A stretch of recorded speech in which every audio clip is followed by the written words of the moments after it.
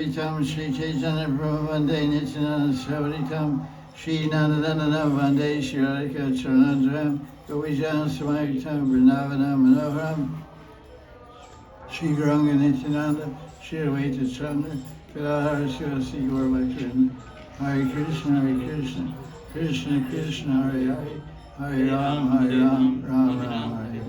This is Sunday Satsang, January 21st, 2024, Radha Kunda, and we have another class on understanding Shastra, but I'm not prepared for it, so I can't get it. So it's questions and answers. Is there a question? You're sleeping for a week, so no question for you. You're fighting and sleeping. Okay, so what do you want to say? Are you going to say anything? No question? Any net questions? Anyone in that have a question? Collective. People are collective. People are gathering together. What's that? Gathering of the tribes. Very good.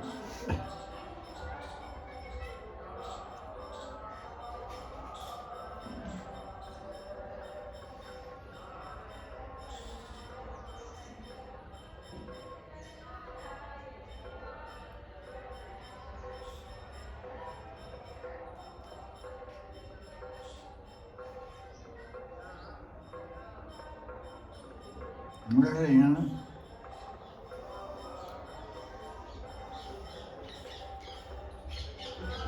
Yeah.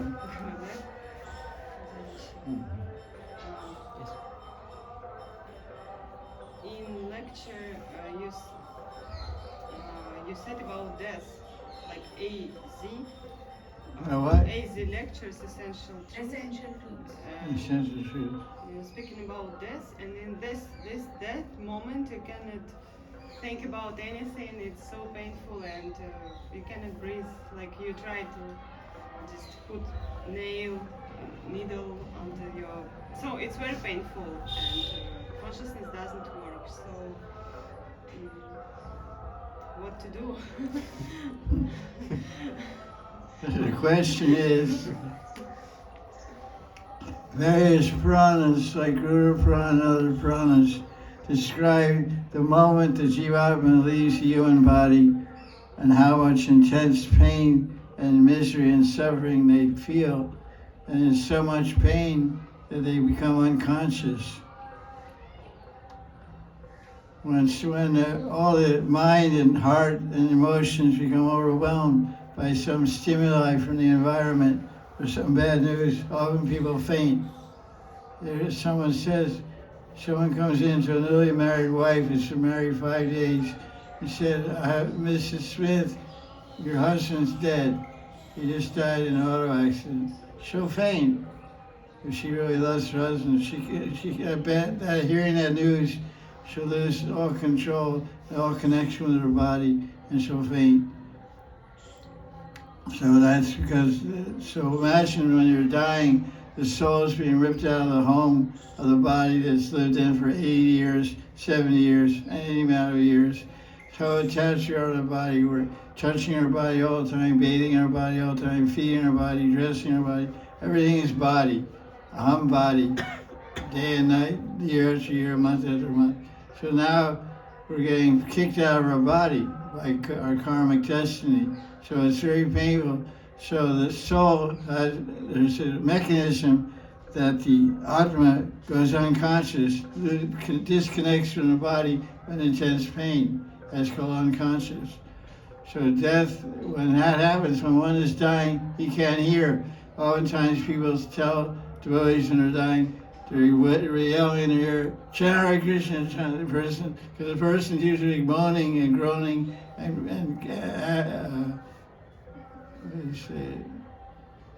gasping for breath. And they may be flailing their arms may be flailing. Arms. When Prabhupada was leaving his body, it's on film. I think they edited it. But the original film of Prabhupada leaving his body, his arms were flying here and there, his legs were flying there. All the way, so this is very strange. It seems like he's really suffering. He was moaning and throwing his arms this way, that way. And Raya Maharaj said, all the disciples are foolish. They don't understand the situation. Prabhupada was, those poses that he was showing were Natya mudras. They were dance mudras. And Prabhupada was dancing in the Rasa.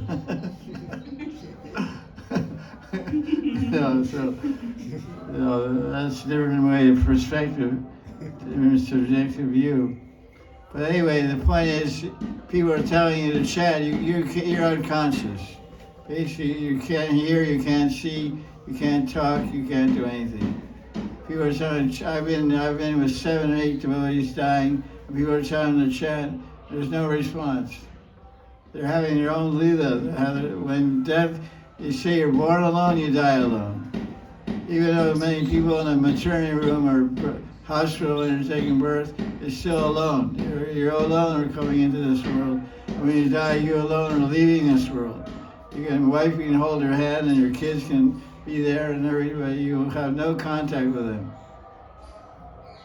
So it's sometimes some Puranas describe the pain of death to being simultaneously bitten by 1,000 scorpions. Not the little red scorpions you see under your bricks or in your bathroom. The ones from Hardwar, Rishikesh. They're in the caves where the yogis live. They're like big. They're like about as big as your hand. Their legs are as big as your fingers. And they're totally black as night, black as your scarf or whatever. They're black and their hair looks like standing on end. They have hairy bodies, but it's all standing straight up.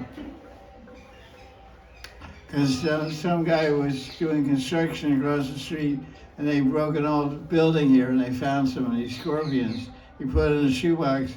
So he wanted to have Vrishchik darshan. I said, okay, cool. So I said, well, that's a Vrishchik? He said, yeah, it's an Asli one. There's little red balls and it looks like a little cockroach. But his backside goes like this, he's going to bite you, sting you. That's nothing. That's a small timer. They go to Rishikesh Harbor in the caves, these guys live because their bodies are super hot. Their bodies are like 500 degrees Fahrenheit or centigrade or whatever. So they want to stay in the cold, under bricks in cold caves. So yogis are pretty fearless. They live with those guys, They don't fight yogis because yogis are more poisonous than them. They fight a yogi, they may die, So they're trained that when they're born, don't fight a yogi. You'll die. Okay, watch out for yogi. So it's like this. So it's super painful. So the question is asked, what's going to happen to us devotees? When devotees also die, what's going to... Right on time. On time, every time, pizza Hut.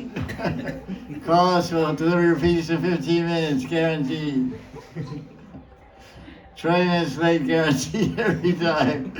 Italian pizza, nobody's gonna buy your pizza.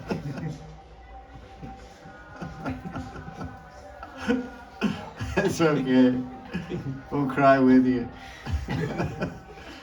So the question is asked, death is so painful, we're unconscious, we can't hear, we can't chant, we can't think. So how are we supposed to remember Krishna at the time of death? 8th chapter of Gita, verse number 6, Yam Yam Bhavi Sram Bhava, Siddhanta Bhava, at the end, Chatyayante, at the end when you're giving up everything, mind, body, senses, everything, remember Krishna, but you won't be able to remember Krishna. So the question is, what are we going to do then? It sounds pretty scary. Pretty impossible, in fact. So what's the impossible is possible by the mercy of Krishna. Gatana Agatana Patyasi Shakti is the power of Krishna. Gatana, Agatana, Patyasi Shakti. It's the power to make impossible possible, impossible impossible. So that's the general experience of most the human beings, that they become unconscious and have no control over their mind, speech, ears. They can't hear, they become deaf. You can't speak, you become dumb. You can't think, you become murka, become fool. So what to do? So at the time of death, because the devotee has been remembering Krishna every day, serving Krishna and Guru day and night. So Krishna automatically appears in their consciousness at the time of death for a devotee. Because I've heard many devotees over the years, they said, oh, so-and-so died in the guest house. He wasn't shouting when he left his body. Where did he go? I said, did you see Krishna appear in his heart? No, I can't see his heart. So that's what happened. Krishna, Radha appeared in his heart. He went to Radha. This is the only solid answer you can give. What does Krishna say in Gita 15, chapter 15, verse? Sarvasya chaham hridisani vishta vitasmatir jnana pavanam cha vidashta sarvam eva vidya vedanta gridveda vivacham. Krishna says, from me comes remembrance, knowledge, and forgetfulness. So you're not making memory. How am I going to remember Krishna? I'm so much painful. All these scorpions biting me. And all this pain and fever is called death fever. You get super hot. It's called death fever. When you're dying, your body starts boiling like water on the stove. And in 5 minutes after your soul leaves the body, you go ice cold. That's how to tell somebody he's dead. You feel it, put a finger on the neck, it's cold, they open the eyes and it's got a dead look, no gloss in the eyeball, the guy's dead. So, we have Ashabandha, we are bound to Krishna for a moment. I've dedicated my whole life to you, or most of my life to you. So, are you going to be there for me at the time of death? Like lovers say, you said, I'll be there for you. Yeah, good joke.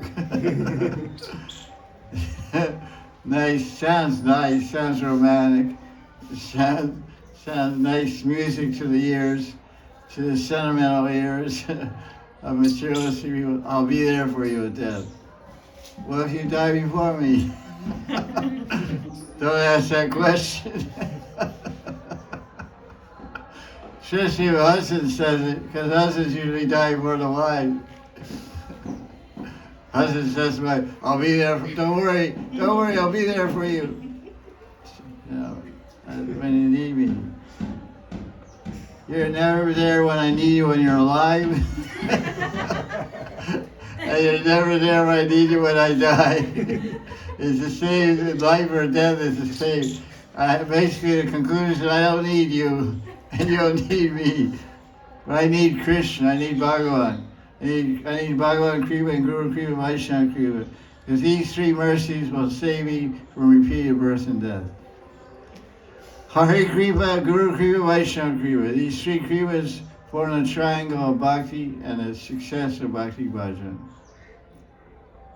Thank you for your question, very nice question. What's going to happen to us at time of death when everything fails? My powerful intelligence and mind becomes reduced to nothing. My power to control my senses or use my senses becomes nothing. And my mind doesn't work. So how's Krishna going to manifest in my mind or senses? He'll manifest as a spurti in your heart. Spurti is in the chitta. Spurti happens in the chit, in the heart. Because it's a spiritual function, spiritual event. Spiritual events don't happen in the mundane material mind or mundane material intelligence. It's like when we're chanting Hare Krishna, our material senses are not chanting Hare Krishna, our spiritual senses are chanting Hare Krishna. This is explained in Anjali chapter 4, 192, 193 of look at Diksha Kali, here, Diksha Kali. Lord Chaitanya says at the time of Diksha, I give the disciple a spiritual body. So in that spiritual body, then the person serves Guru, Hari Guru Vaishnava. You think it's a material body, your material hands aren't cooking and offering, your material eyes aren't seeing photography, your material eyes aren't reading Shastra, your spiritual eyes. This is Chaitanya Charitamrita, Anjali chapter 4, verse 192, 193. Prabhu Kai, Vaishnava Deya Prakriti Kabonai. The body of Vaishnava, Nai means not, Kava was practically nothing material. Prakriti means material energy. Purusham Prakriti. There's nothing material. Some flies are going on. So the body's not material, what is it? A Prakriti Deya Bhakta Chidanandamai. The body of the Bhakta is a Prakriti. Prakriti means spiritual. It's concentrated Chit Anand. Chit means consciousness. Bhav Deya, Anand means Bhav. So the spiritual body is given at Diksha. First, this what we call material body becomes spiritualized. The term Prabhupada uses spiritualized. It looks like material, but it's spiritual. Just like the iron rod and the fire. It's just a piece of iron. Okay, put your hand on it. I don't know, it's all red though. It's a black iron, but it's all red. Oh, it's the iron, man. It's cold, it's iron. Okay. You touch it with some cotton, the cotton will start on fire. So the iron became fire. It looks like iron, but it's fire. So we look like a product of Kali Yuga. We look like some Kali Yuga man or woman made of iron. Made of stone hearts and iron bodies.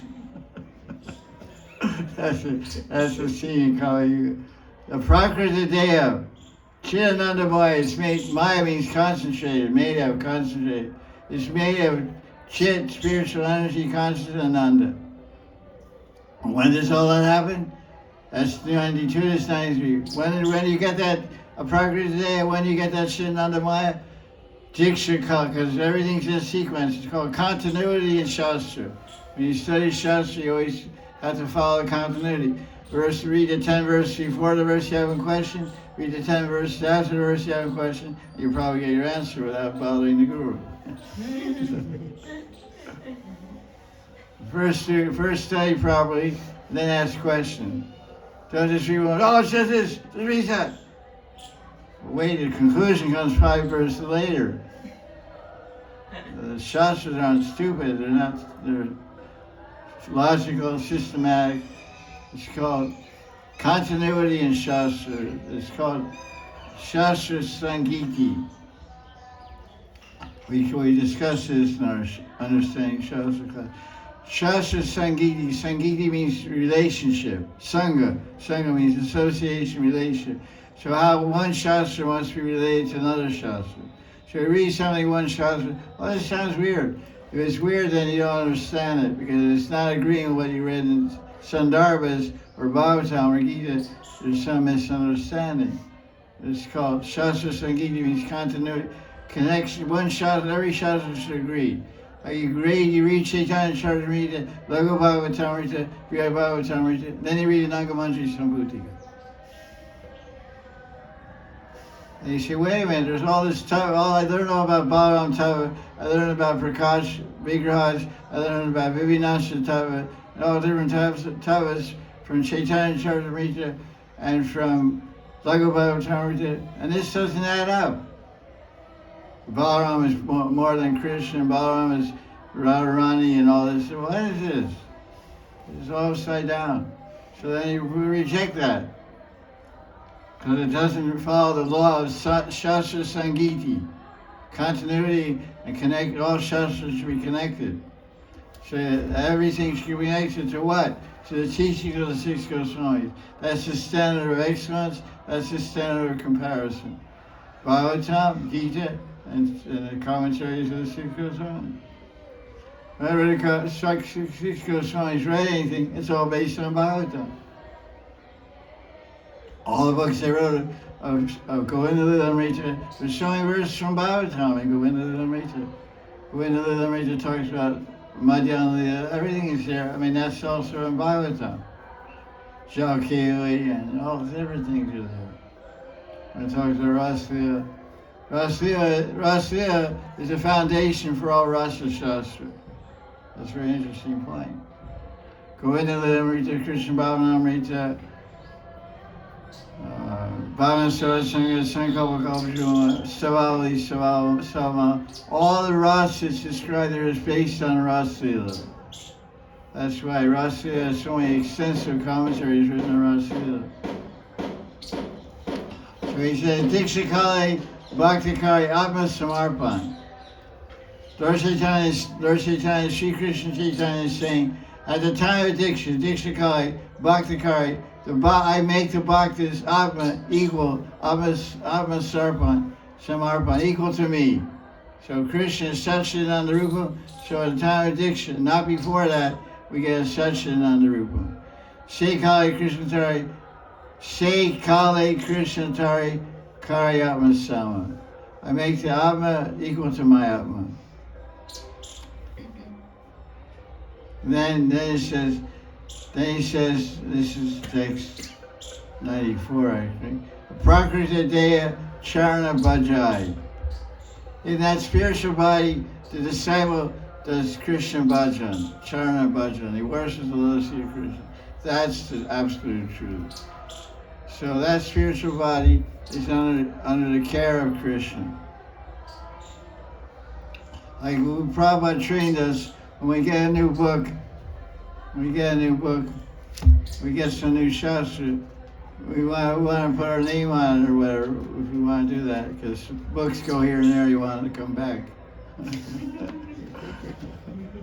You may forget, but you hope the guy that took it will remember. So I didn't do it this time. We usually write C-O. We write C/O, means care of, and then we write the name. So somebody's reading a book for about 5 years. Hey, this is Mahanidhi Swami. Oh. So many books go out. Somebody came here the other day and he saw this book, Pearls of Wisdom. Oh, this is new. Where'd you get it? She had Vrindavan. I don't have time to go to Vrindavan. Can I take it? I said, okay, take it. I said I recorded it. I made a recording of it, so I don't think I'm going to see this book again. We have a phrase in English, to lend means to lose. To lend means to lose. So if you're going to lend something, you might as well just give it away. Somebody says, like, bar, just take it. Actually, there's a law among sadhus. There's a law among sadhus. If anyone likes anything you're wearing, you should immediately give it away.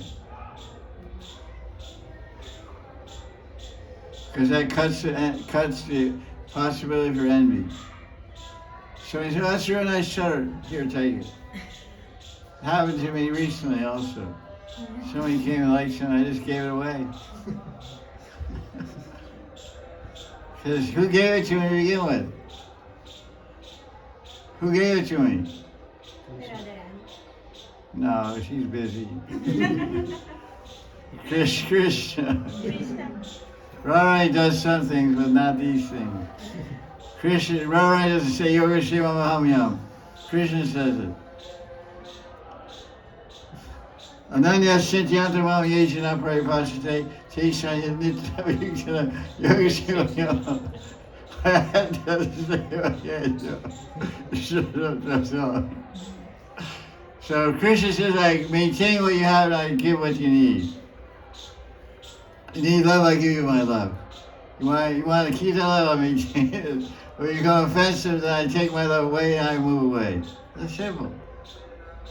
Become offensive to your husband or wife, because husband or wife, then you'll be missing your wife pretty soon.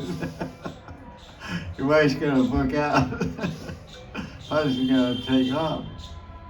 So Krishna's no different. He's Purushottam, Supreme Person. You love me, I love you. What does he say in 4:11 in Gita? You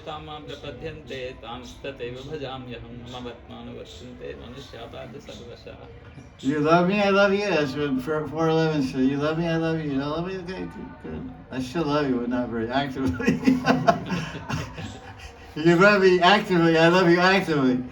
But if you love me, you ignore me and offend me, then I'll love you passively and retroactively.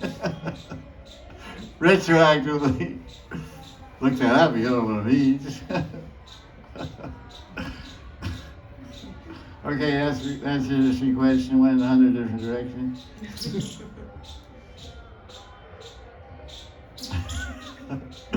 Pick one direction if it works.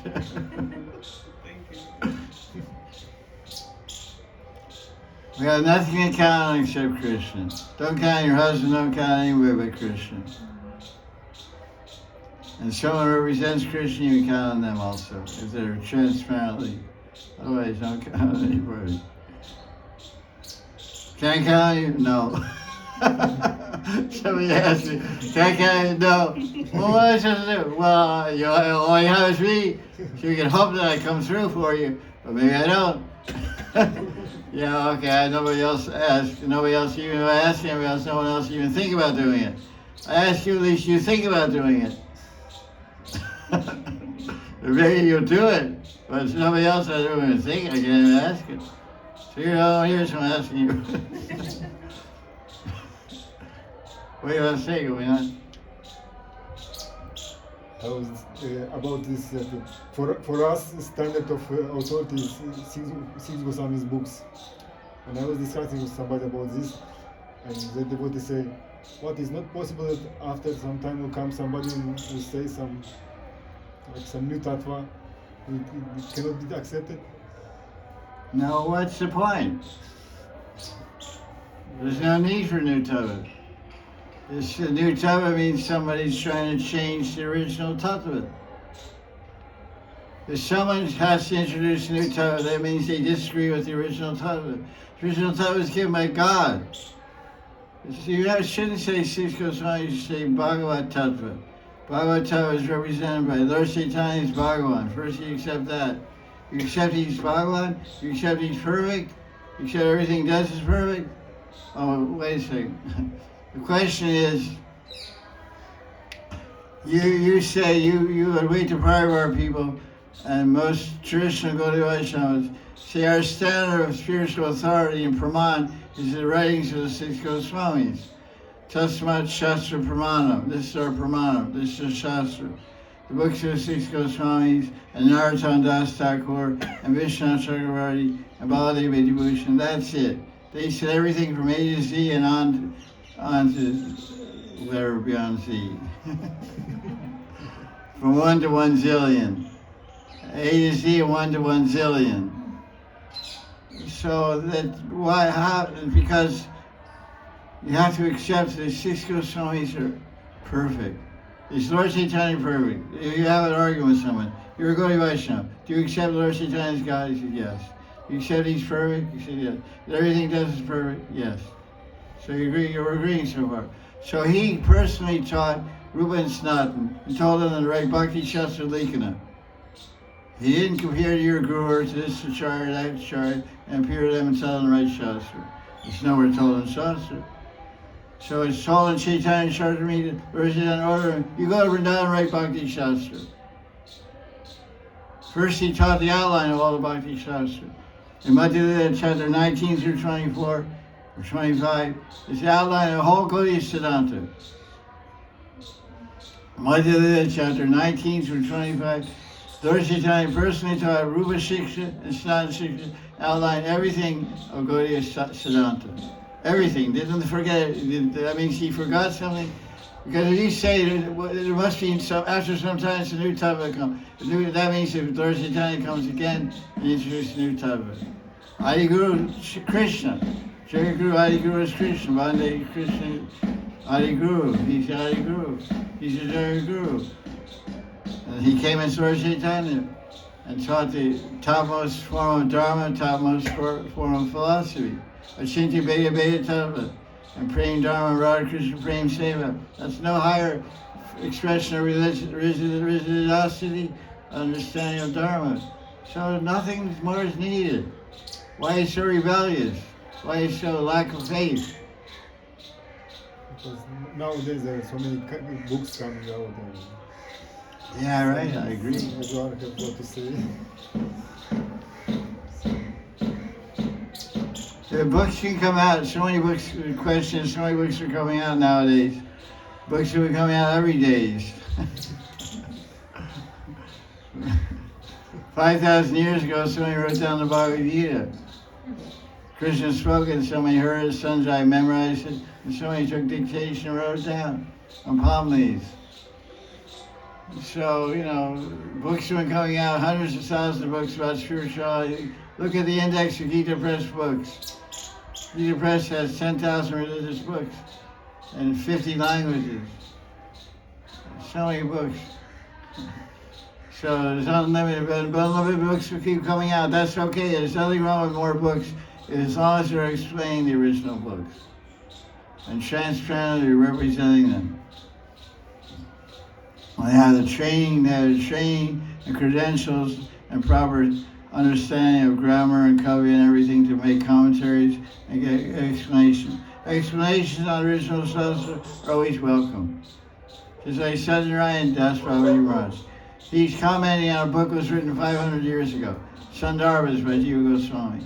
He's qualified. He studied for 25 years, every day for 5 hours with his guru, to study Sanskrit and Kavya and Vyakaran and Sadhya and everything. So now he's writing commentaries.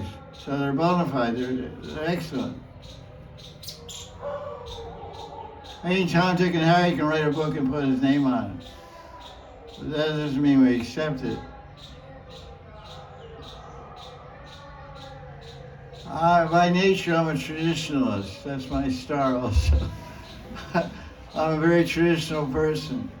And I rigidly attached to tradition. So I spent 50 years of my life trying to understand what is the actual truth of Gaudiya Siddhanta. So now I'm like a bulldog. A pit bull, rather, pit bull. Anybody gets in my way, I'll bite their leg off. Or head, either one. You probably won't stick their head close enough. They'll flush you away with their hand, I'll bite their head off. Go, go, go. I'll bite one foot and they'll start running, I'll keep chasing. They'll push their hand, I'll go away, I'll bite the hand. Get in their car, run away. I'm going training up some of my students, if they're listening, they know who they are South Indian representatives down there basking in the sunshine. So I hope they pick up the idea we're presenting here. The Bob and the faith in the Goswamis and Bob. The Goswamis are Manjaris, Sakis, Manjaris. Ramananda Rai is Vishaka Saki. They're Nitya Siddha, their bodies are transcendental from birth. We don't understand who they are. We just think, they wrote, I wrote, everybody writes. If Radharani comes and writes a book, you can write a book better than Radharani? You write a book better than Gita. Gita, Krishna says, you come to sixth place in Gita. Krishna says, you come to the spiritual world, you don't come back. And some contemporary acharya wrote books and gave lectures in the last 50 years. There's a chance you can come back. The Guru has asked, when we go to the spiritual, when we go to Vrindavan, is there a chance we'll fall in it? Yeah, you can fall. You can become enemies of Krishna. That's not what Krishna says in Gita. But what is this? You're contradicting the Gita. Punarjanma Navidyate. You don't take birth. Punarjanma Navidyate. Chapter 4 Gita, verse 9. Chapter 15, verse 6. Chapter 8, verse, I don't forget, 9 and 10 or Brahma Bhuvanaloke. Look it up. 8th chapter. Brahma Bhuvanaloke. 18, 15, 16. It's there. 8:16. 8:16. Abhimana 8:58. So 4, 9, 8, 6. 15, 6, 8th chapter, verse 15, 8th chapter, verse 16. In chapter 8 of Gita, verse 15, Krishna says, Mamopeti Punarjanma. Okay. He says, Mamopeti Punarjanma. One who attains me doesn't take birth again. Samsiddham Paramam Gata. He attains perfection. He attained Parama Samsiddhi, total perfection. Samsiddhi Paramam Gata. Gata means go. Gata, go. Gata. He's gone. He's come to the spiritual world. And 8:16 says the same thing. A Brahma Bhuvana Loka Punar Avartina Arjuna Mahapati Konteya Punar Jama Vidite. From Brahma Loka to Pataloka are all places of birth and death. But one who attains my abode never takes birth again. Punar Jama Na. Punar means again, Jama means birth, Vidite means it happens, it is. 15:6. There's a couple of other verses. So 6 verses in Gita explain you don't take birth. So how can a Acharya say there's a chance? You have, because you have free will, you have minute independence, so you can express your minute independence. Say, oh Krishna, you're dancing at Radharani. My wife is kind of ugly, you know. She comes from Gokul and she's not very pretty, you know. I'm a coward boy over here in the spiritual world. I got married to this girl, you know, you're Radharani, so cute. Can I go with Radharani? Yeah, get out of here, get lost, go to your world. You get a slap, you get sent down, cut your angel wings off, and fall, and come back to earth, and fall back to earth. When you hit the earth, you'll hit the ocean, because the living age appear first from the ocean. Then they become 2 cells, and they crawl out and become amoebas or frogs. It's Darwin's theory. And then you crawl out of the ocean on the land. So when you hit the ocean, what is the sound you make when you fall over the spiritual world? Bloop. Bloop, bloop, bloop. There's no blooping from Goloka. Like Sanjay Babaji wrote a commentary on Sandarbha, Tapa Sandarbha. He called it not even the leaves fall in Vaikuntha. I hear when fall comes, it's called fall because all leaves fall off the tree. They turn yellow and purple and orange and all different colors. Oak trees and maple trees and stuff like that. And they fall off. So the leaves are falling, it's called fall Ritu. Whatever. Autumn Ritu. Fall. But he said, it's a clever title, not even leaves fall. Because everything's nitya, so they don't become old and no good. There's no old age, no death, no wrinkle, and this, that.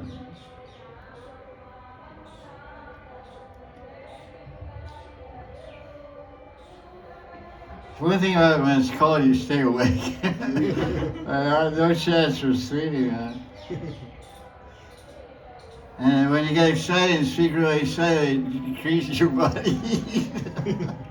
I'm sweating. It's so fired up.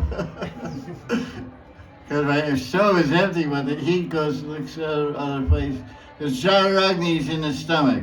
Jadaragni, the fire of the belly, fire of digestion. So when you're near Jal, the fire of the belly looks for something to eat. So it moves around the body and eats germs and bacteria, and then it moves around to the fat tissue, eats some fat here, keep healthy, you know. So you eat love, so you lose a little weight, and all your blood gets purified. So Nirjal is very, very healthy. So your body temperature goes up on Nirjal Ekadasi also. Your heart's beating faster. It's a very healthy thing.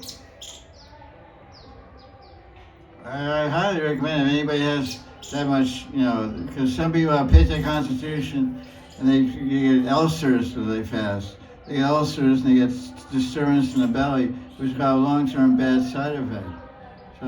So a person knows their prakruti, they should be careful about Nirjala Ekadasi. Okay, because, you know, I know many sadhus, we would talk to each sadhus, say you Nirjala, I say I do Nirjala. See, I did it for 20 years, but I got an ulcer. Because I'm pitta constitution and was too much fire created, burn up my belly. So it's like that. I have to have a certain prakriti. It's called prakriti, physical constitution. Which can be figured out by taking different tests. On the net, you can figure out what's my prakriti. I have tests on the net, and you can tell what your prakriti is. Oh, I didn't record that one. What was that one? Did I or not? Yeah. Anyway, next question.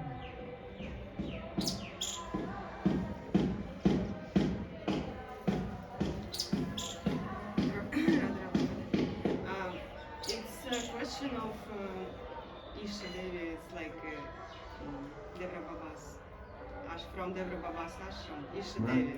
Dear Baba. Yes, no, Isha Devi. Ashram.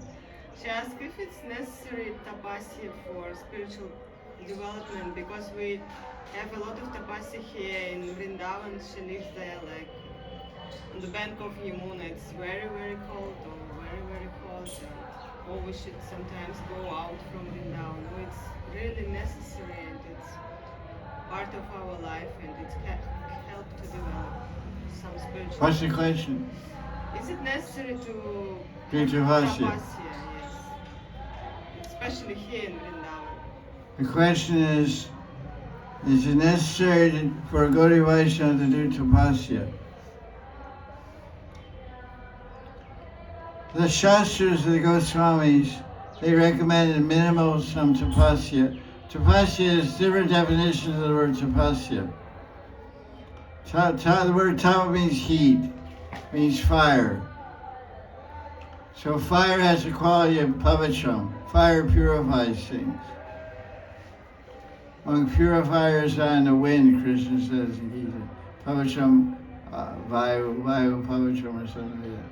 In Gita chapter 10, purifiers are in the wind. You know that verse? Pavacham, vayu, or something like that. Check it out. Pavacham. Purifiers the wind. Fire is also known to purify things. Fire has the power to purify. So we do Gaudiya Vaishnavas do tapasya. Tapasya means to follow the four regular principles. Tapasya means to rise early in the morning and do bhajan. Tapasya means to only eat vegetarian food. Because every human being on this planet primarily is non-vegetarian.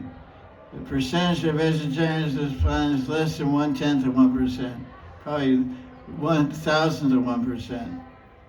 So what does that mean? That means the standard human food is non-veg. We're living in India for 36 years, and most people are non-veg. They eat fish or eggs or something like that, which is non-veg. Eggs don't grow on trees. The fish don't grow on trees, they don't come from the earth, So one becomes a Gaudiya Vaishnava, becomes a pure vegetarian. So that's austerity. Because your body, the Kali Yuga body wants to eat meat, wants to eat fish, wants to eat eggs. It's natural. And the Kali Yuga body is a tamagun body. Our bodies are very gross. They're very gross. They smell. They're lazy. They're slow. The whole body is made of tamagun. So we have a natural inclination to get intoxicated. It's natural. So what tapasya means, controlling your natural urges for the service of Krishna. That's the definition of tapasya. Controlling your natural urges for the pleasure of Krishna.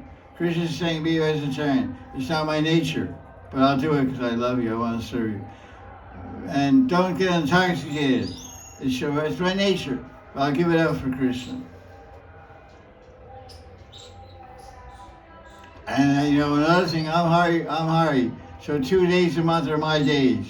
So 2 days I want you to fast even from grains, even from food. Traditional Ekadasi, you fast until sunset and eat fruits and potatoes and some arrowroot, what's it called? Arrowroot, tapioca, what is it called? Tapioca, what is it called? Sabudana. Sabudana. Sabudana is called tapioca. It's called tapioca. T-A-P-I-oca. Tapioca is called, different names. So I want you to give up even grains and beans on Ekadasi. So okay, I'll do that. That's Sartavasya. That's all. Anything else is voluntary. These are required by Shastra. Follow the four regular principles, that's big tapasya. Go to your country, meet any of your people, regular people, and say, I want to get your idea. I'm doing a public opinion poll. If I ask you, ask me, what is your response? Will you give up all forms of wine? Go to Italy and say, will you give up drinking wine? Give up drinking wine? Will you give up chasing women, men? Will you give up? No way. Forget it. You give up ravioli meatballs or whatever, whatever. You give up, just say no. So you do a public survey, you find no one in the world will do these things. Right? So you want to do more, Esther? And now she asked, there are many austerities here also in Vrindavan extra, and is it normal? Take even more. Shall we? The more, if your guru asks you to do more, you do more. If he doesn't ask you, just do your seva and be happy. Do your bhajan, do your seva and be happy. No more is required. If you have an impetus, somehow you're inspired to do extra austerity, then you ask your Guru for his ashirvad and permission. Agya, double A. Agya and ashirvad. First get permission, then get blessings to do it. Because it was a blessing to the power to execute service comes from the mercy of Guru. Who's representing Krishna. Because it's Krishna's service. So to do Krishna's service, you need Krishna Shakti.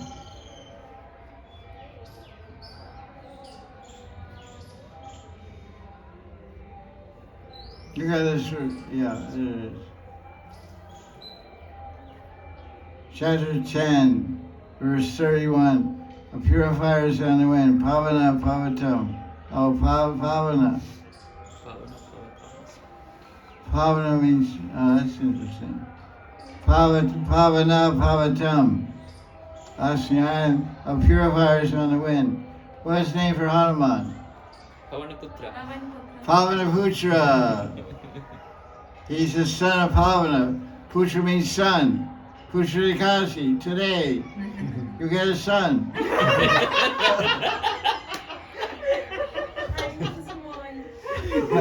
No, Gopal. Okay. Giridhara Gopal. Giridhara Gopal. There's some buzzer. Giridhara Gopal. So Pavanaputra means the son of Pavana. Hanuman's the son of Hanuman. I mean, son of wind god. Vayu. His other name, Pavana. So the austerity, Radhisham, welcome.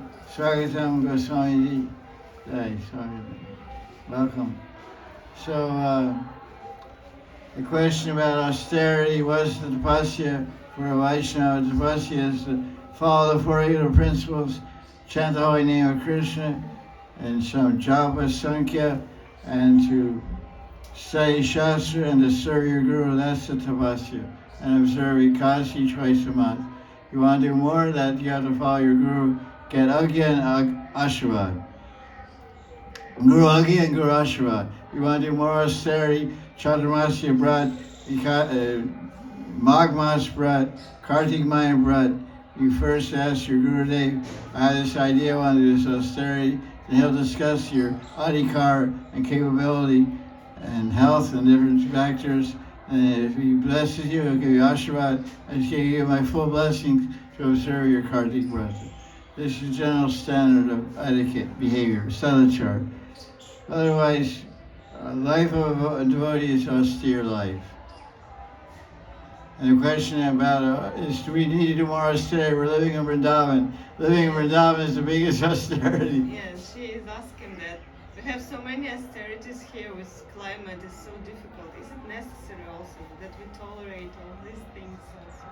Is it necessary we tolerate the cold? What are you going to do? Make it summer? You have some mystic power? You turn the winter into summer, summer into spring?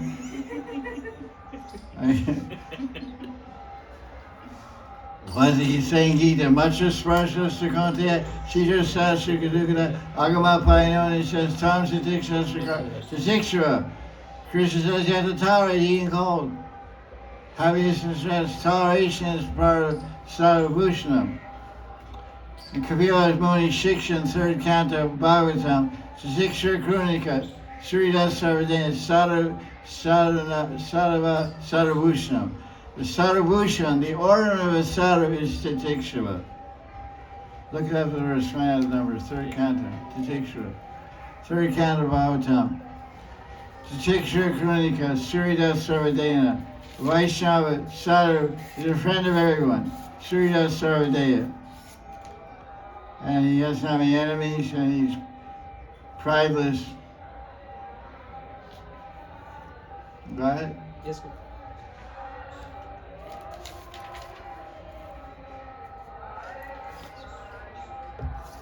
His 3rd canto of Bhagavatam, chapter 25, Kapila Muni instructing his mother, Devahuti. Son teaching the father, teaching the mother. 3rd canto, chapter 25, verse 21. Very important verse. Says the symptoms of a sadhu. Sadhu bhusha means ornamentation, decoration, jewelry, etc. Sadhubhushan. Sadhubhushan is that he or she is tolerant. Titikshra, Krunika, they're compassionate, merciful. Surida Sarvadeya, very, very friendly, loving, heartily friendly, not socially friendly. There's 2 ways to be friendly. Socially friendly, high, without any heart in your speech. But Surida means good heart. Rita means heart. We learned that word also. H-R-D-A. Rita means heart. So Surya means good heart feelings. Sarvadayana, it doesn't say Sarvamanush, it says Sarvadayana, means all. Okay, give it to him. Hey, you go, he wants a book, you go in the book room and give it to him. Take some donation.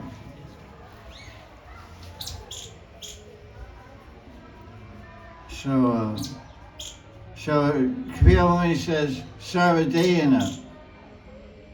He says you should be friendly to not only human beings, but he says Sarvamanusha means human beings. Manusha means mankind, humankind, womankind. But he says Daya means anyone has a body. Be lovingly friendly to a dog, to a cat, a monkey, anyone. A fish, feed a fish wheat balls, feed the monkeys crackers and rotis. They'll steal them anyway, but it's nice to voluntarily. That's called Suridam. And then Ajata Shatra Shanta. They're always shanti, they're always peaceful, and no enemy was born. Ajata Shatra means enemy. Ajata means not born. Enemy was not born. This is sadhu. So the person said, living in Vrindavan seems to be heavy as top. It's true.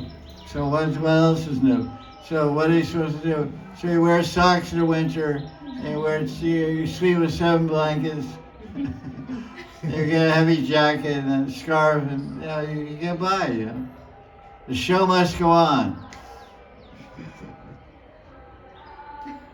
It's like there's a wedding party. There's a wedding party coming around Prikma, what do they call Bharat or something? Bharat.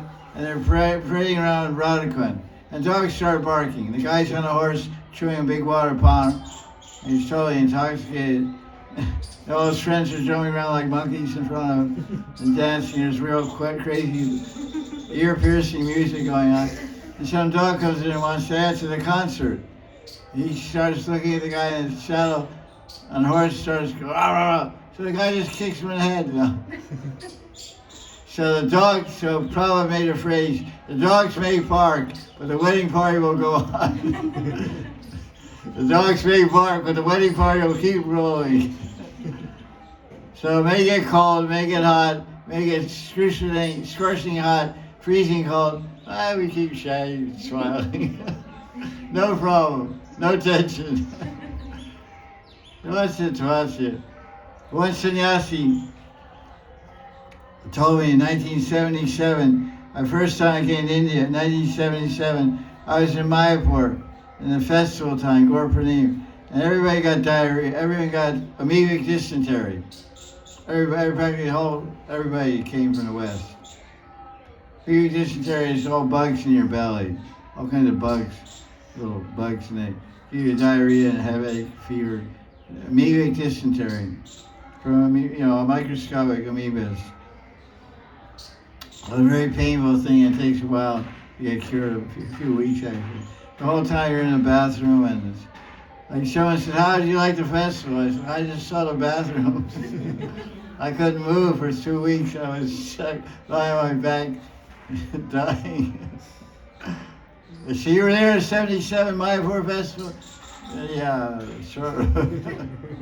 So one sannyasi was going around visiting all the brahmacharis. All the brahmacharis were moaning and groaning and complaining. He said, "Listen, boys,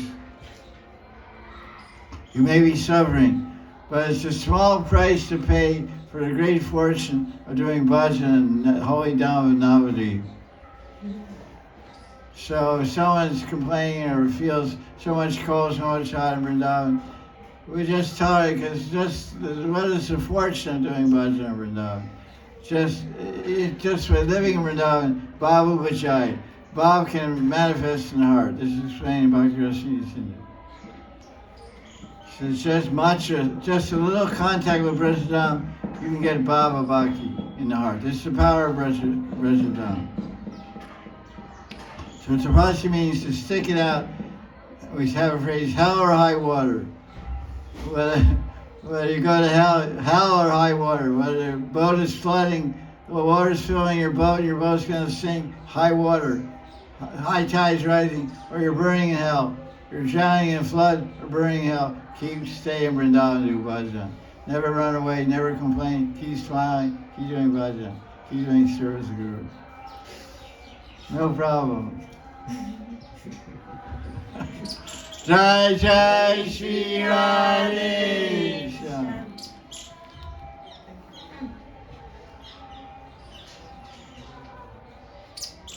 This bhagya is fortune. And Mathura Mahatmyam, by Rupa Goswami Pad, he quotes here in Puranas in glorification of Leela Stalis of Mathura Mandal and also Rajavas, Mathura Vas, living in Mathura. He said, one can't stay a few seconds in Mathura Mandal without Hari Kripa. He says, Hari Prasad, without the mercy of Hari. So one has the mercy of Hari, he can stay here. Live here as a sadhaka and do bhajan. It's a great fortune. There's direct mercy from Krishna. So don't complain. He who gave can also take away. Krishna gave us a chance to live in Brajadam and do bhajan. If we misbehave ourselves and don't act properly, Krishna will kick us out in a second. Many people come here to do bhajan, and many people got kicked out. I know many devotees who come to Radha Kunda, bought property, built a house, stayed 1 year, and got kicked out and never came back in 20 years.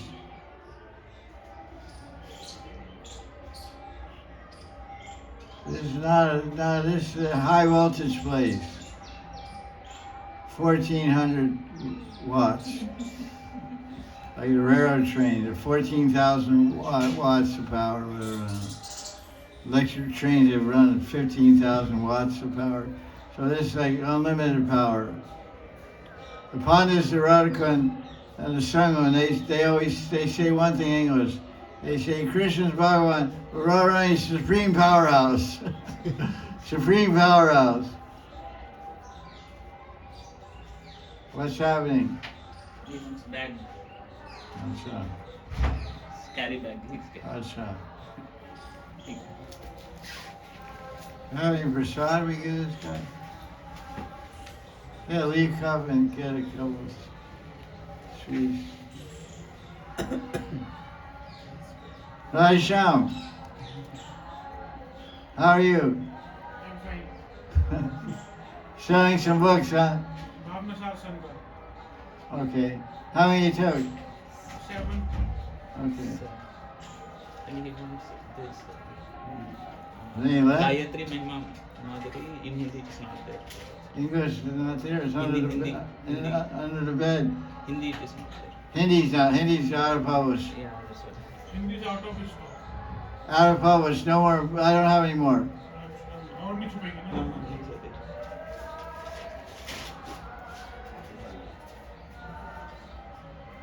Your eyes well prasad ki. Thanks a lot. Good luck. Take care. May your bhakti grow more and more. Thank you. Nice guy. He comes sometimes to buy his books. Gentle soul. So, any more questions? That was a nice question. So, don't do any more tapasya. No fierce austerities. Yes, Jaya Sri Radhe. Kishore.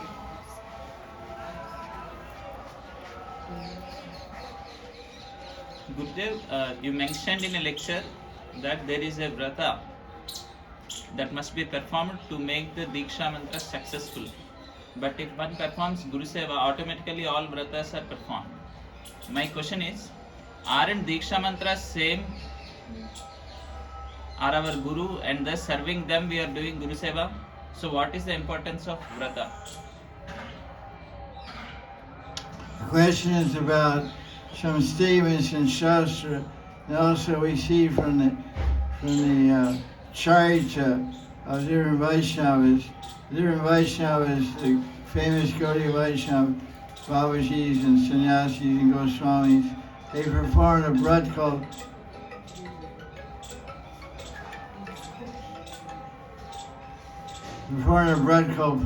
Purish Charan Brata, which means you chant your Diksha, you chant Gopal, pretty much you chant Gopal mantra. And that's the Diksha mantra, the Gaudiya Sampradaya. You chant the Gopal mantra so many thousands of times, 50,000 times, in a fixed amount of days, 50 days or 40 days. There are many 5 different parts of this Purish Charan Brata. And it's described in Hari Katha, quoting different Puranas in 300 verses. So a question is asked,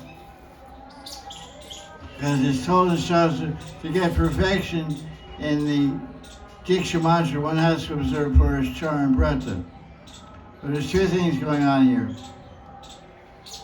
In the 15th chapter of Madhya Lila, it describes, can you look at this verse? It starts off, I think Purish Charan. P-U-R, Purish Charan. I think it's here. But the verse in Chaitanya Charitamrita, verse Chaitanya says, a Purish Charan Brata is not required to attain perfection in chanting Hare Krishna mantra. Chanting Hare Krishna mantra doesn't require Purish Charan Brata. You have it?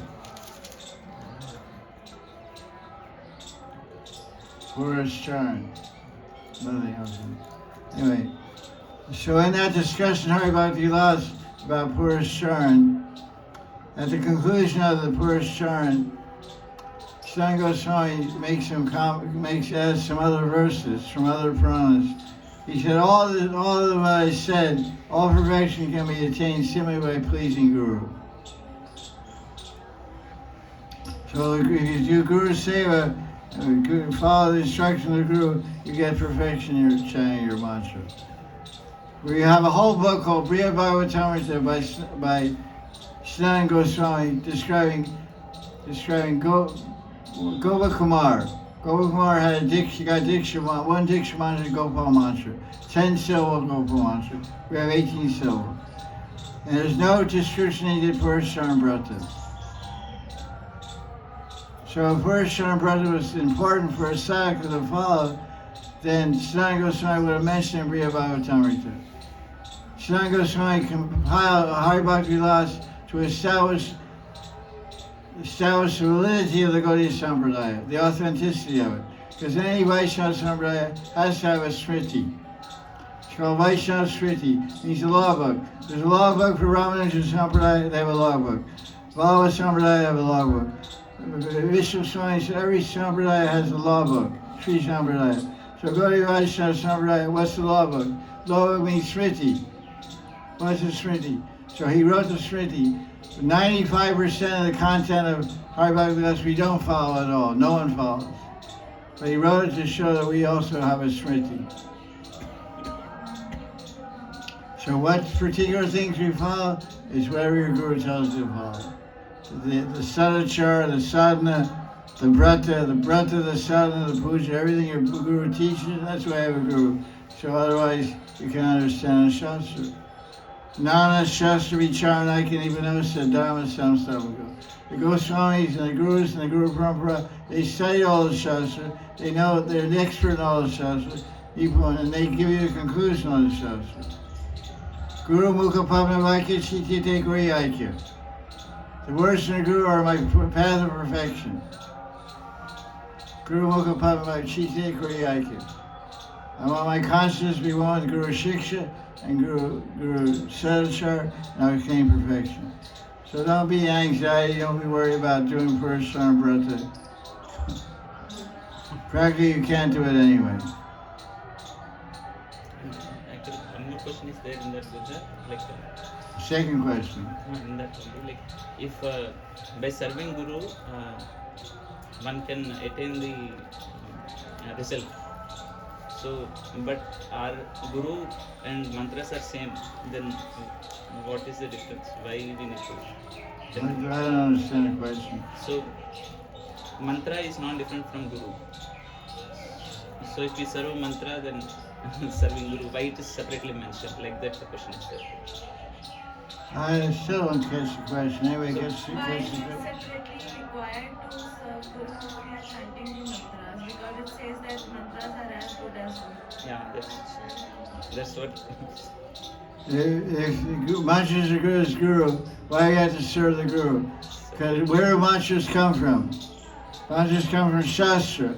So we have to follow the teaching of Shastra. Shastra says to serve the Guru. 4th chapter of Gita, verse 34, what does it say?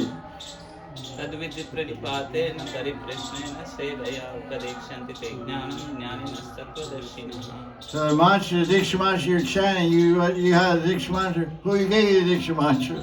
The Guru. So what's the Guru? The Guru is to be served.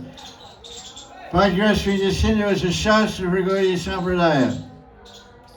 It's a law book for Gaudiya Sampradaya. Our law book is like Bhakti Sri Radhe. And he describes what is Bhakti Bhajan, how you go from Shraddha to Prem, right? So it begins Ado Shraddha Tata Sadhu Sangha. Then it says Bhajana Kriya, Tata Nishta, Ruchi, Nishta, Asakti, Bhav and Prem, right? There's 9 steps of Bhakti, 9 steps to get Prem. So then that's the definition of how to get Prem. Now you get Prem. Then now he defines how the steps of Prem, right? Shraddha begins with faith. And then he explains 64 limbs of Bhakti. This is Bhakti. This is where it goes to Prem. And how you get to Prem, you have to follow the steps of Bhakti. So what are the steps of Bhakti? What's the first step of Bhakti? Shraddha. Ado Guru Padashraya. Ado Guru Padashraya. There's 64 lines of Bhakti mentioned in Bhakti. First one, surrender to the Guru. What's the second one? Diksha. Second one is Shiksha. Third one, first and second, Diksha. Surrender, Diksha, Shiksha. Then the fourth one is Guru, Vishram Gaya Guru, serve the Guru. And Krishna says in Gita 4, chapter 34, what's the translation? Go and Tadviti Pranipatena Pariprashnena Sevaya. Surrender to the Guru, ask him questions. And It says, Tavidi Prani, 434 Gita, Tavidi Pranipatena, fall like a dunda, Pranipat, fall like a dunda to feed the Guru. Tavidi Pariprashnena Sevaya. Pariprashnena Sevaya. With relevant Pari questions. means many, Parirambana, embrace from all sides. Parirambana. So Pari means many, all sides, complete. Pari, Krishnena Sevaya. ask all kinds of questions from all sides, from this angle, that angle, ask all kinds of questions, then do what? Sevaya. Serve the Gurus. How can you avoid Guru Seva? Krishna's ordering, do Guru Seva. Rupa Goswami saying, do Guru Seva. You just shout a mantra. La-di-da, la-di-da, la-di-da. You get nowhere. Think before you speak.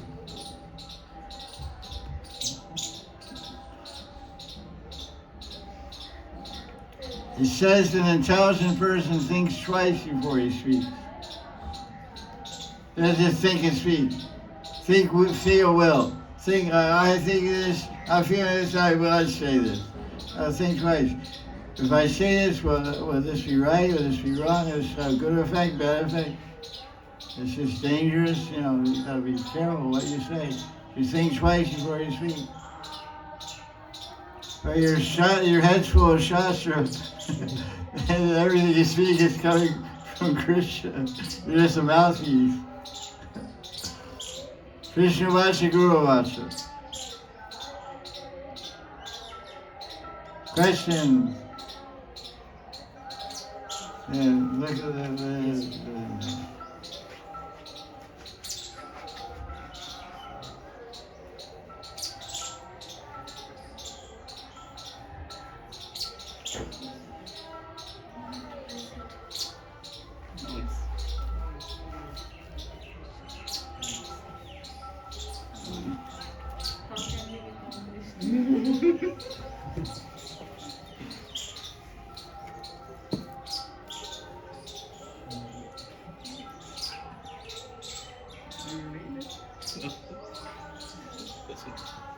Not good question. How can we become Krishna? How can we what? How can we become Krishna? Can we be beyond him? You can't. Simple. That easy, but that's it.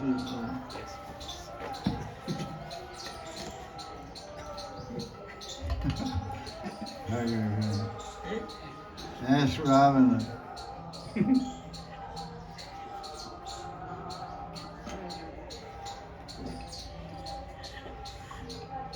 Ask Rani Kashipu. Ask anybody how can we become God. It didn't work.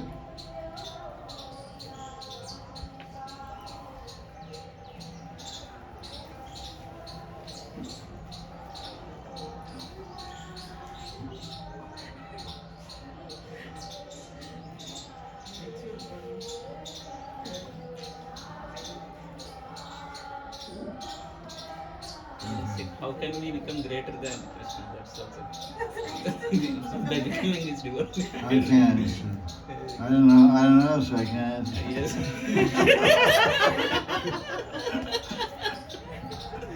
I just dot. I don't know. I haven't studied a circle.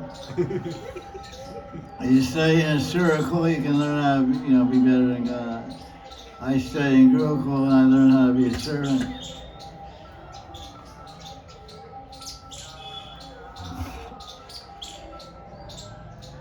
Okay, Radha Sham. Okay. Any Italian question? One more. Okay.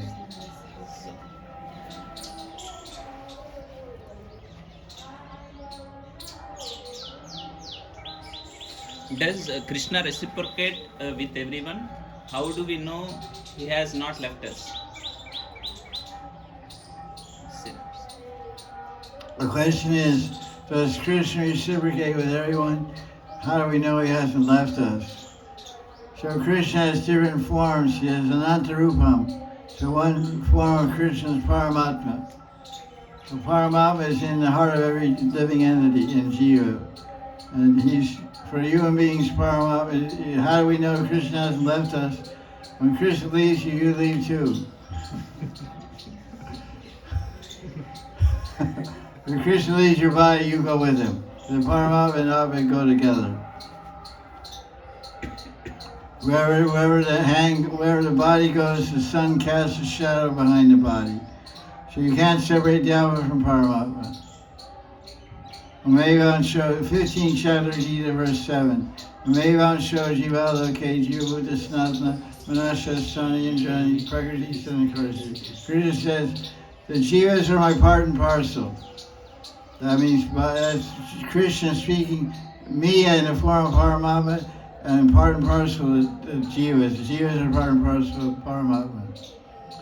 So Paramatma never leaves the jiva. When you die, the Paramatma goes into the next body.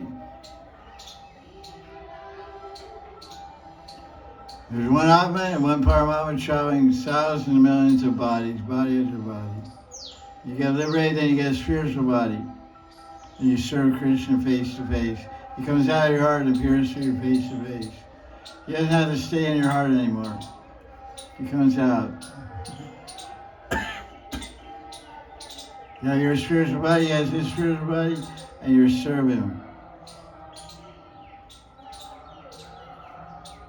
He doesn't direct your life from outside, from inside, he directs your life from outside. Make this garland. Cook this offering. Make some sweets.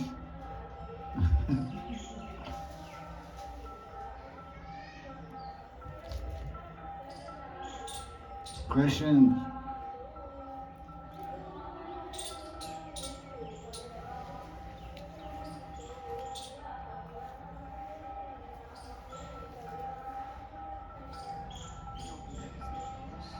No question? Yeah. Also in AZ there is about acceptance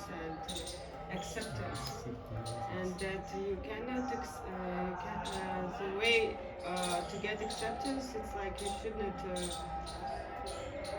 wait anything from people, like, no expectations from people.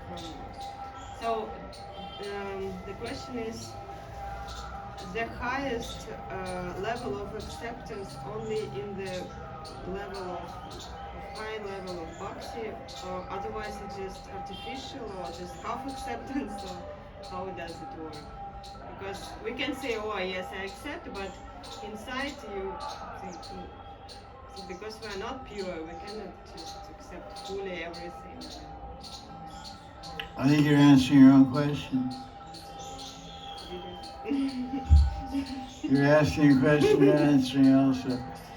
You're speaking about this quotation I read from Essential Truth about the relationship, acceptance and expectations. Whenever we have relationships between human beings, because we're social animals, we're social beings, we live in society and we depend on each other. We're not independent, we depend, of course, ultimately we depend for everything on God, but we depend on God's expansions as mother, father, husband, wife, friends, teachers, etc., bosses. We have dependents, we work for them, we depend, they're going to pay us, so we're dependent. So how do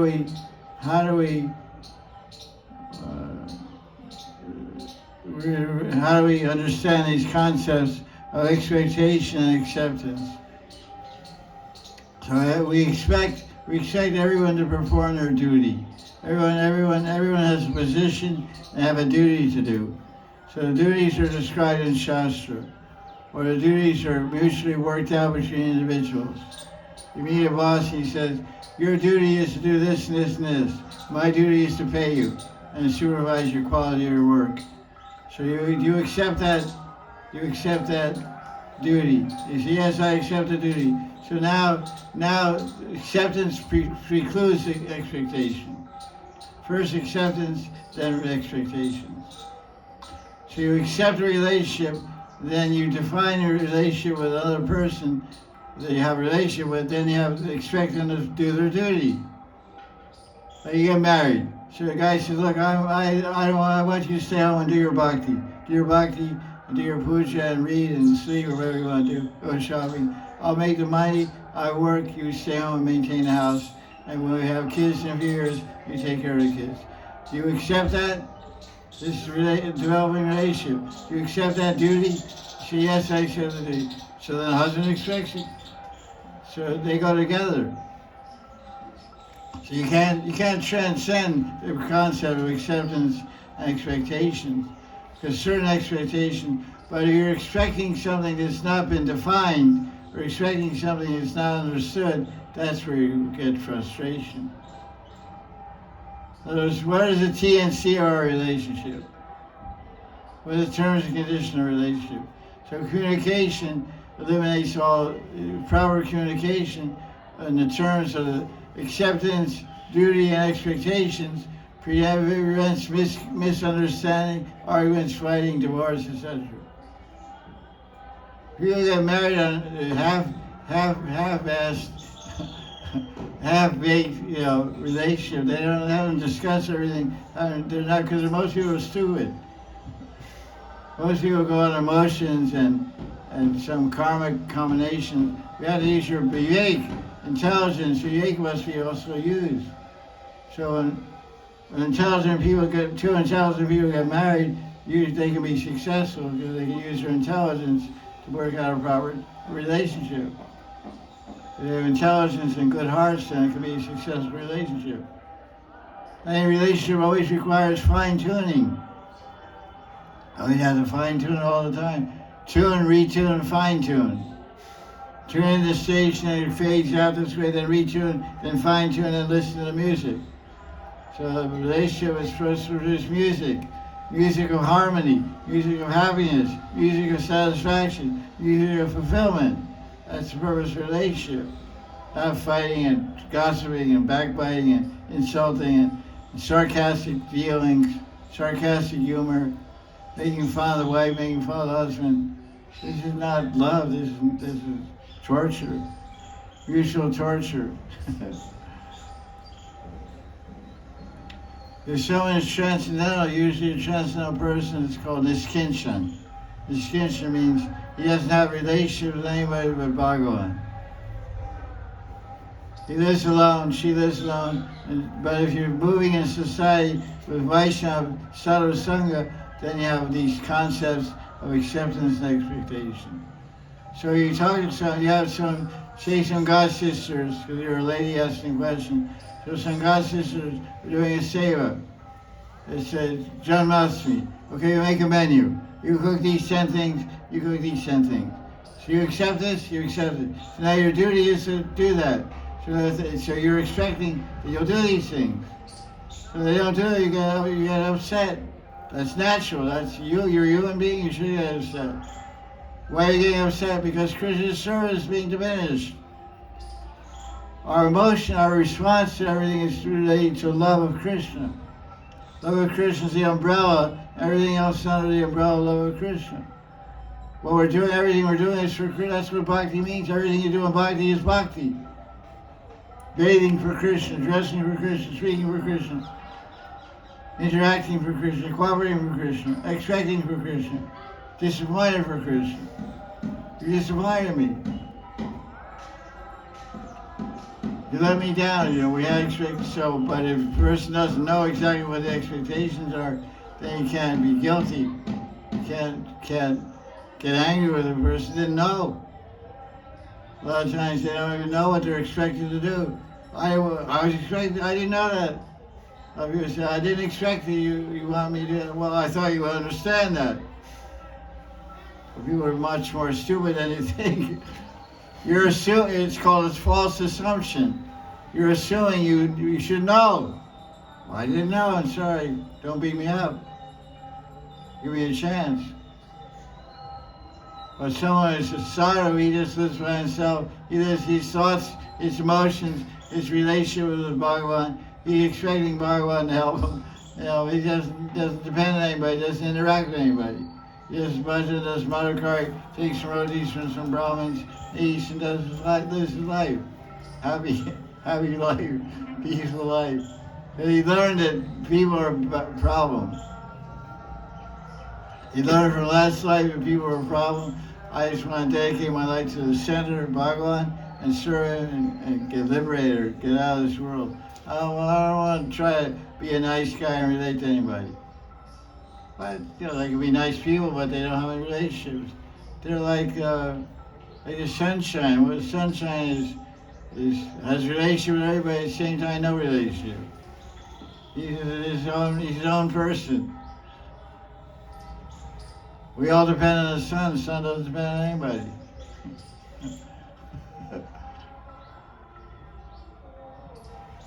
So Vaishnava Sabya, Vaishnava Raja Sabha, the exalted assembly of Vaishnavas, we interact, we deal with each other. So we have to understand these things of duty, acceptance, and expectation. That's a high-end utopian thing. You won't be unhappy, you don't have expectations. That means you're not alive, basically. That's a quotation from a book, but I have my own purport and my own idea about which I just share with you. If you have a heart, you get unhappy. So bhakti is based on heart. A lot of those statements in that book are a little mental, a little ethereal.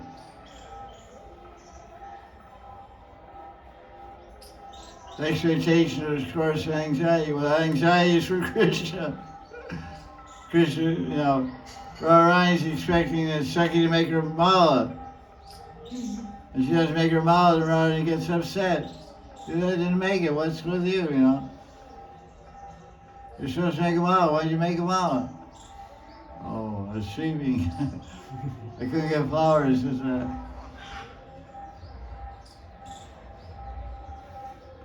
We live by acceptance and expectation, isn't it? You accept someone in your circle of friends and associates, then there's some terms and relationship. There's relationship, and how you give and take in a relationship. You're trading. Ultimately, any relationship is trading love. We're love traders. I said this so many times. We deal on love. We're supposed to be bhaktas, we're supposed to be dealing in love. It means care, affection, it means love has expectations. Love has acceptance. You love someone, you accept everything about them. Okay, even your bad, is good. Your bad is good, your good is good. And I accept you. A teacher writes in a report, I expect you to do better. Oh. Because she knows your capacity, she knows your capability. You're just taking it easy and not studying properly and not performing. She knows you can do better. She knows your IQ, she knows your intelligence. You're being lazy, and the summer comes to school and you get lazy. Hey, I expect better performance from you. Yes. I was in enjoying spirit here. Winter's over, let's enjoy. No study, party, sports.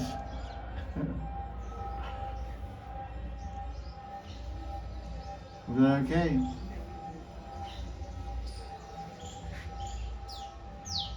We're so interdependent.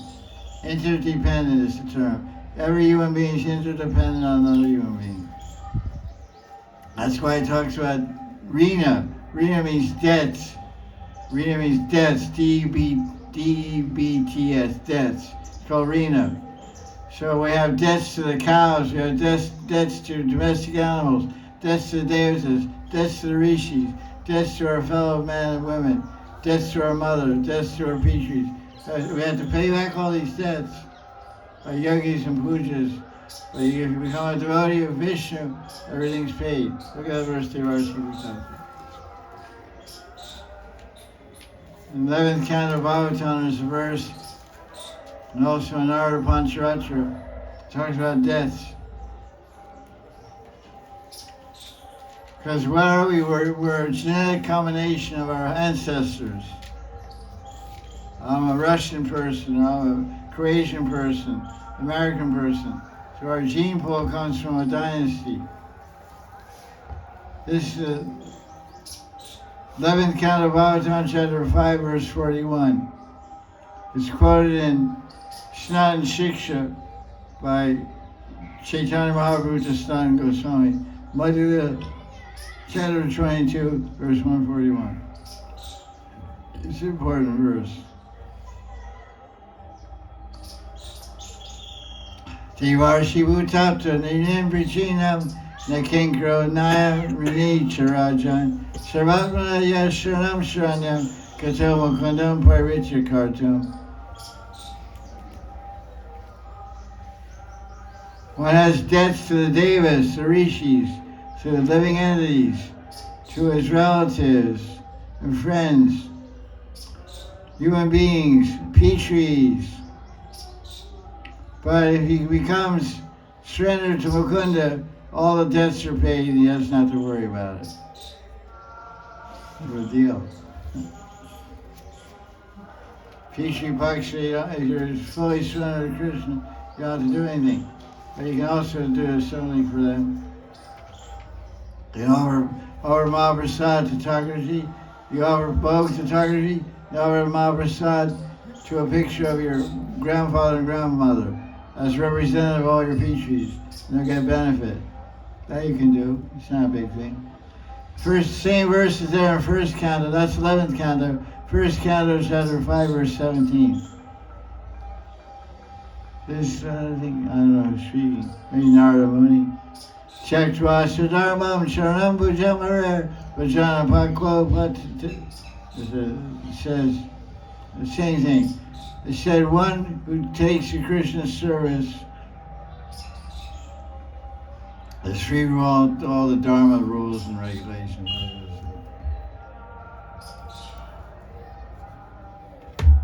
So we had so much dependency, interdependence on so many living entities. So we expect the sun to shine. And the sun doesn't shine, we get unhappy. Like now. We expect it to be warmer when it's cold.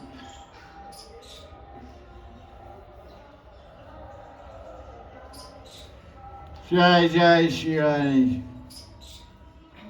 As long as you have any question.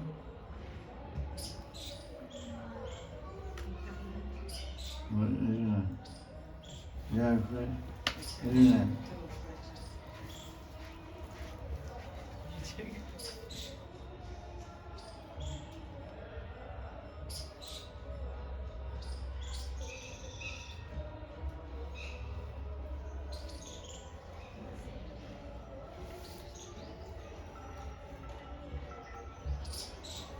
Is there a way to confirm that my love is reciprocated by Krishna?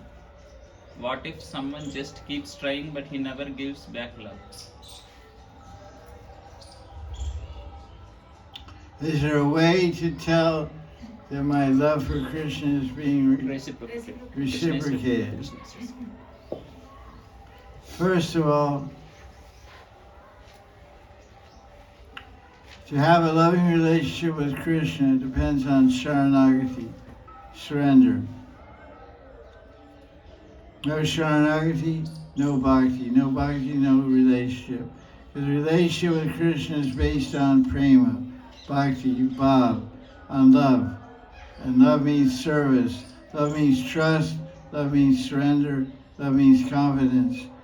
So if you've actually surrendered to Krishna, you say you have a loving relationship, but have you surrendered to him? You're taking Diksha, Vaishnava Diksha, from Ram Bhakta, Vishnu Bhakta, Krishna Bhakta. And if you have done that, if you've taken Diksha, and you've established a loving relationship with Krishna in the field of Bhakti Marg, then you won't ask this question. This question is not necessary to be asked. But you'll be experiencing moment to moment, some reciprocation from Krishna. Because for a non-devotee, Krishna does not reciprocate. Look at the verse, Samaham Sarvabhuteshu. This book here. The 9th chapter of Gita, Krishna talks about his bhav. What is his bhav towards general people and what is his bhav towards Vaishnavas? Samaham Sarvabhuteshu Nateshu.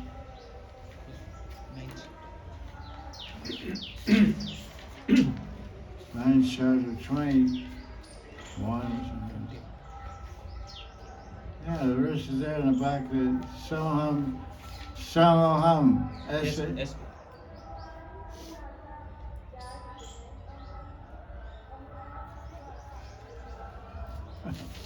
Jaya Jaya Sri Radhe.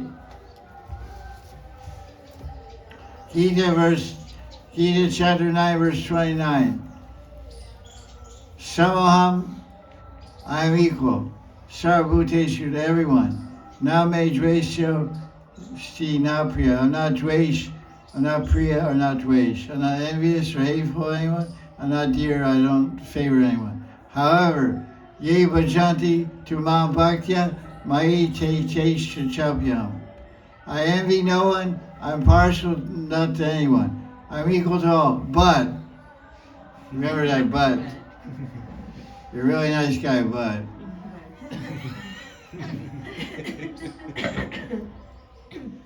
That cabbage chutney with rice is really well. But everything's good, but that's also good, I like it. But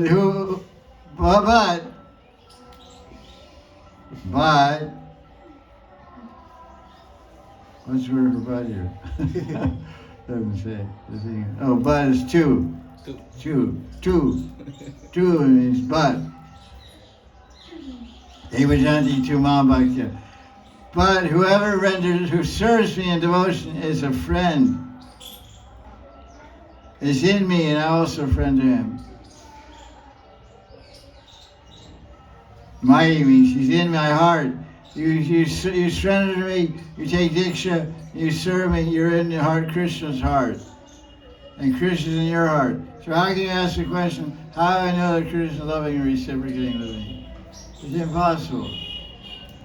You'll know by the happiness you feel in your heart and mind, which you never felt before in the material world. You know by the sense of confidence you have, and hope you have, and general success you feel in your life. The main thing you get by becoming a devotee of Krishna is fearlessness. Become fearless of death.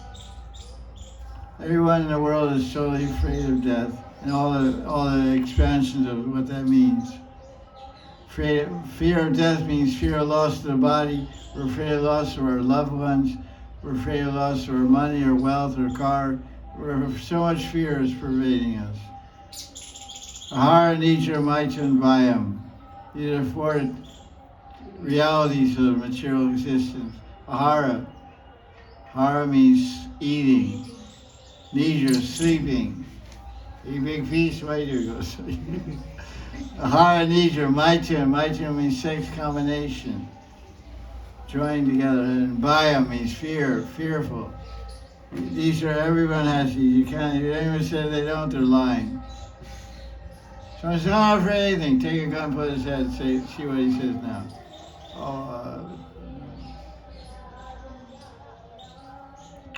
But the way is fearless, because he's Krishna's everywhere and Krishna's in his heart.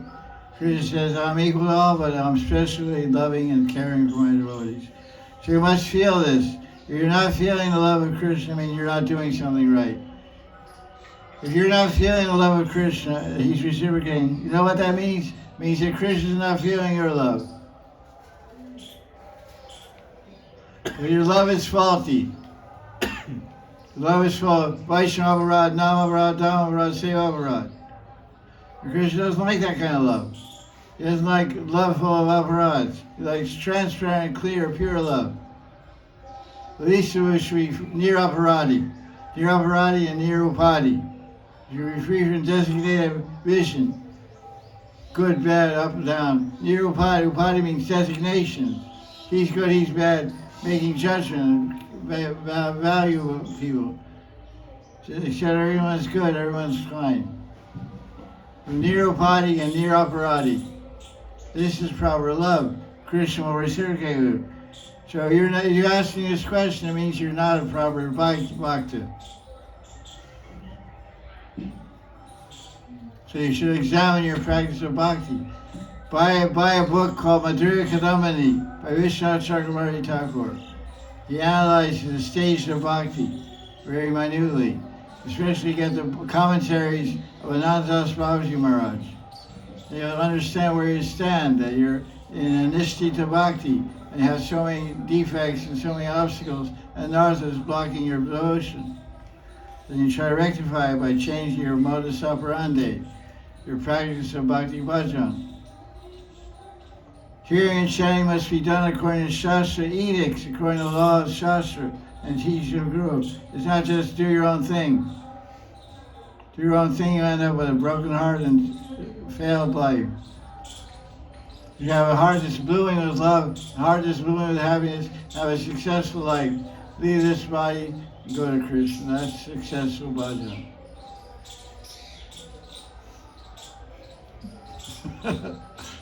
Yeah, why not? And be serious and sincere. To prove you're serious and sincere means you study Shastra as much as possible, understand everything very clearly. Then act. First knowledge, then understanding, then action. Knowledge, understanding, then action. Study Bhakti Shastra, understand it, then act according to it. Action based on Shastra gets the right result. Improper action is based on faulty following, and faulty following creates no result. Bhakti is a science, the science of love. What's the problem?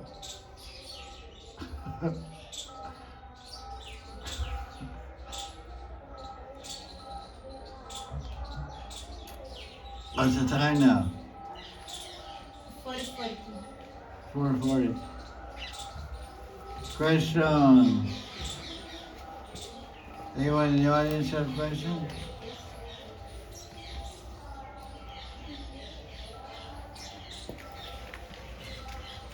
No questions?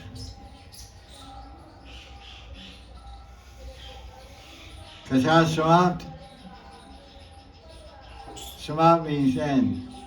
Samapt. Really over. Got any questions? You can come up with some good questions.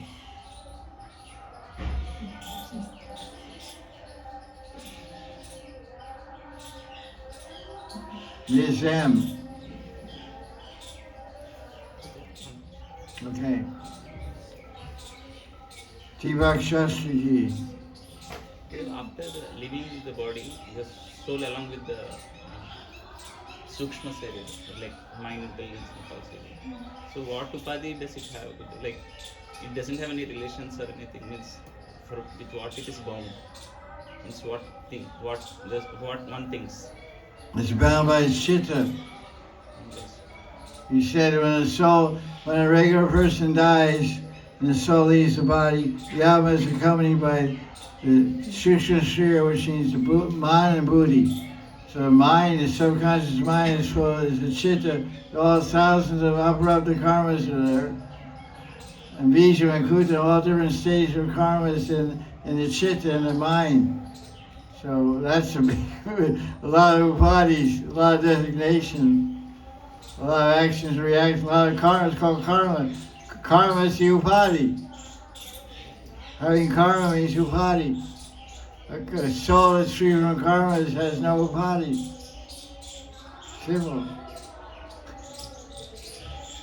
Case closed. Guilty.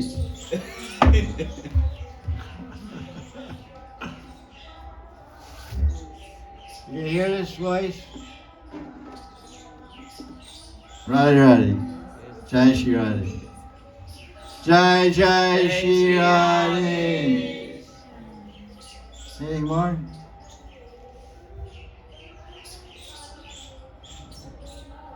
Any other questions? We're going to close the session now because we're cold. We have another class also. No more questions? Okay, thank you very much for your attendance and the net and physically being freezing here together on the veranda. Jai Jai Shri Radhe.